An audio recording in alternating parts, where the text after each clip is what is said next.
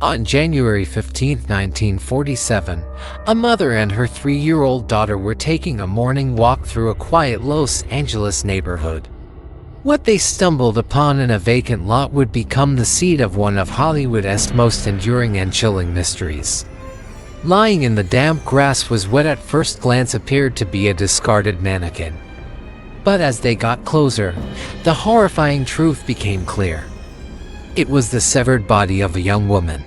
Her name was Elizabeth Short, and the world would soon know her as the Black Dahlia. Elizabeth Short arrived in Hollywood like so many others.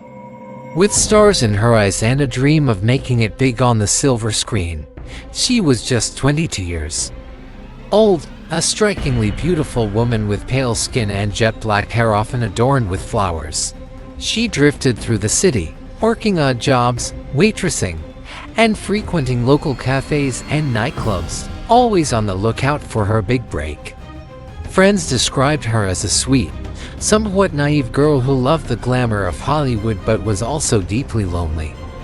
She wrote letters home, painting a picture of success that was far from her reality of living hand to mouth, often relying on the kindness of acquaintances for a place to stay.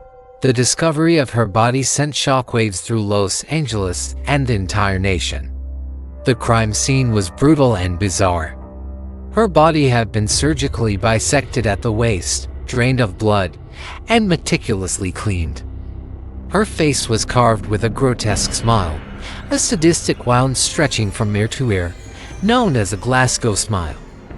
There were rope marks on her wrists and ankles, indicating she had been bound and tortured for days before her death. The killer had posed her body deliberately, creating a macabre tableau that was clearly meant to be found. The media, sensing a sensational story, latched on immediately. A reporter at the Los Angeles Examiner, remembering a recent movie called The Blue Dahlia, nicknamed Elizabeth the Black Dahlia, a moniker that stuck and sealed her fate as a tragic icon. The investigation that followed was one of the largest in LAPD history.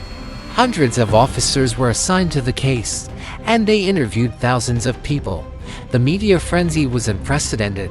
Tips flooded in, some from well-meaning citizens, others from cranks and fame seekers. The killer himself seemed to be taunting the police and the press. About a week after the body was found, the editor of the Los Angeles Examiner received a package. Inside were Elizabeth Short's social security card, birth certificate, photographs, and an address book with the name Mark Hansen on the cover. The items had been wiped clean with gasoline to remove fingerprints. The sender also included a chilling, handwritten note, pieced together from cut-out letters, that read, "Here are Dahlia's belongings. Letter to follow." True to his word, a series of taunting letters followed, sent to various newspapers. The writer claimed responsibility for the murder, providing details that only the killer could know, yet never enough to lead to an arrest. The letters were a mix of boasts and ramblings, creating a portrait of a cunning and elusive madman who reveled in the chaos he had created. The police were overwhelmed. They chased down every lead, investigated every potential suspect, but each trail went cold. The list of suspects grew to include over 150 people, from small-time criminals to some of Hollywood's most prominent figures. One of the earliest and most notable suspects was Mark Hansen, a wealthy nightclub owner whose name was on the address book sent by the killer. Elizabeth had briefly stayed at his home, and he was known to have a complicated relationship with her. However, despite intense scrutiny, police could never find enough evidence to charge him. Another key person of interest was Dr. George Hodel, a brilliant and respected physician with a dark side. His own son, a former LAPD homicide detective, would later write a book accusing his father of being the Black Dahlia killer. He claimed his father had the surgical skills to perform the bisection and a history of sadistic behavior.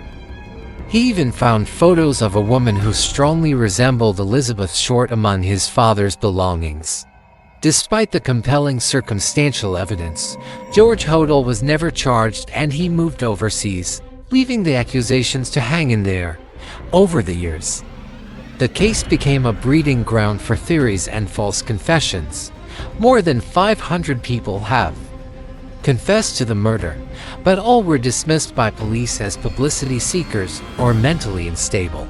Each new book, documentary, or theory would briefly reignite public interest, but the central mystery remained unsolved.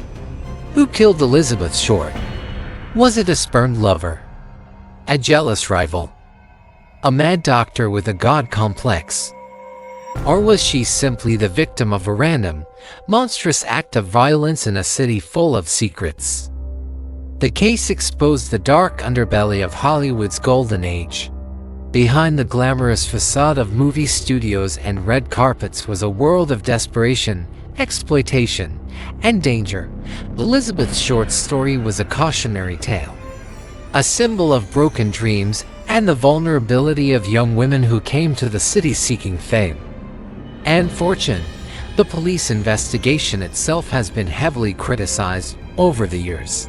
Many believe it was bungled from the start, hampered by media interference, police corruption, and a rush to judgment that led them down countless dead ends. Key evidence was lost or mishandled, and potential leads were not pursued with enough rigor. The Black Dahlia case is more than just a whodunit. It's a cultural phenomenon that has inspired countless books, films, and TV shows.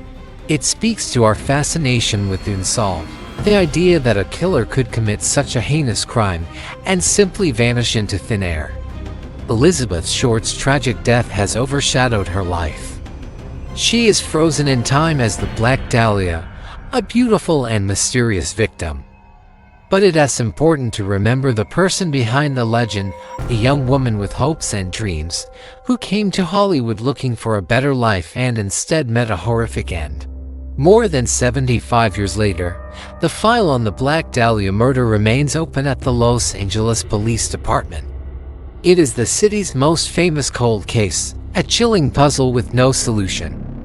The faces of the investigators have changed, the witnesses have passed away, and the city itself has transformed.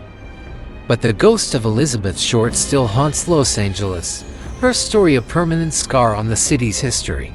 The vacant lot where her body was found is now a quiet suburban home, with no plaque or marker to indicate the horror that once took place there. But the mystery endures, a testament to the fact that some secrets are so dark, they may never be brought to light. Thank you for watching. The story of the Black Dahlia is a somber reminder of the real people behind these famous cases. If you found this story as compelling as we do, please consider liking this video and subscribing to our channel for more deep dives into history's greatest unsolved mysteries. We'll see you in the next one.